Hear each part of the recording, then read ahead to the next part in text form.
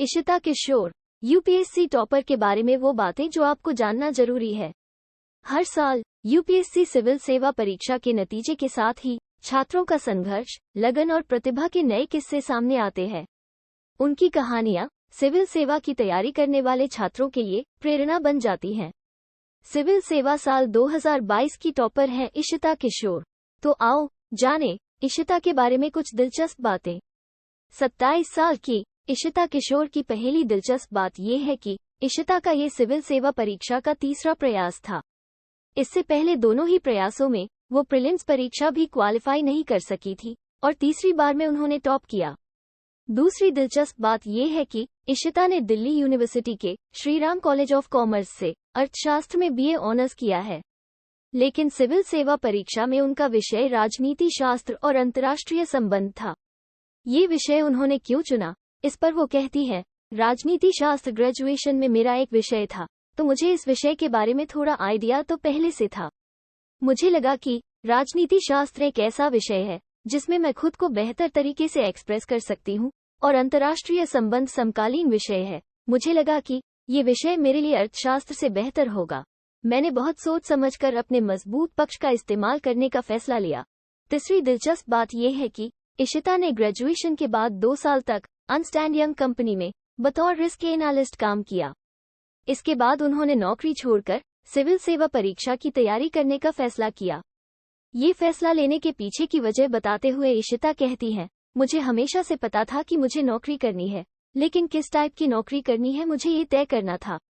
मेरे पास बहुत सारे विकल्प थे, एमबीए करूं, मास्टर्स करूं या सिविल सेवा में जाऊं। फिर मैंने सिविल सेवा के बारे में सोचा क्योंकि यहाँ आपको देश के लिए कुछ करने का मौका मिलता है। चौथी दिलचस्प बात यह है कि मैं एयरफोर्स बैकग्राउंड वाले परिवार से आती हूँ, तो मेरे भीतर हमेशा ही ये भाव रहा है कि मुझे देश के लिए कुछ करना है और उसके लिए सिविल सेवा ही सही प्लेटफॉर्म है। ये फैसला मैंने अचानक नहीं लिया, बल्कि सोच समझकर तय किया। पांचवी दिलचस्प बात यह है कि वो सप्ताह भर में 42 से 45 घंटे तक पढ़ाई करती थी, यानी वो 8 से 9 घंटे हर रोज पढ़ाई करती थी। छठी दिलचस्प बात यह है कि आमतौर पर धारणा होती है कि यूपीएससी परीक्षा की तैयारी करने वाले छात्र सोशल मीडिया से दूरी बनाकर रखते हैं। इशिता खुद सोशल मीडिया अकाउंट चलाती है और तैयारी के दौरान भी चलाती रही। वो कहती हैं, मैं इसका इस्तेमाल अपने दोस्तों के साथ संपर्क में रहने के लिए करती हूँ। मैं इस सफर में अलग थलग नहीं पढ़ना चाहती थी और आज मेरे सारे दोस्त मेरे साथ हैं और मेरे लिए खुश हैं। जिंदगी में बैलेंस होना बहुत जरूरी है। सातवीं दिलचस्प बात यह है कि इशिता स्पोर्ट्स की शौकीन है। उन्होंने राष्ट्रीय स्तर पर फुटबॉल खेला है। उन्होंने फुटबॉल टूर्नामेंट सुब्रतो कप साल 2012 में खेला था और अपनी टीम की कप्तान थी।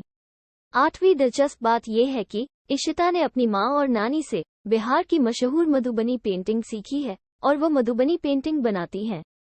इशिता बताती है कि उनसे इंटरव्यू में चीन के साथ संबंधों को लेकर सवाल पूछे गए थे।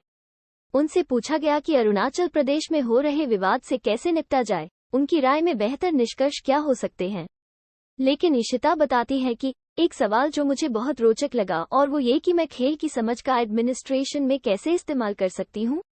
ये बिल्कुल नया नजरिया देने वाला सवाल था, लेकिन कई छात्र जो इंटरव्यू तक पहुंचकर अपना सपना नहीं जी सके, उनके लिए इशिता का संदेश है, मैं आपकी जगह पर रह चुकी हूँ। 2 बार मेरा भी प्रीलिम्स नहीं निकला था, बहुत निराशा हुई, लेकिन अपनी कमियों को समझकर ही अगली बार कोशिश करें।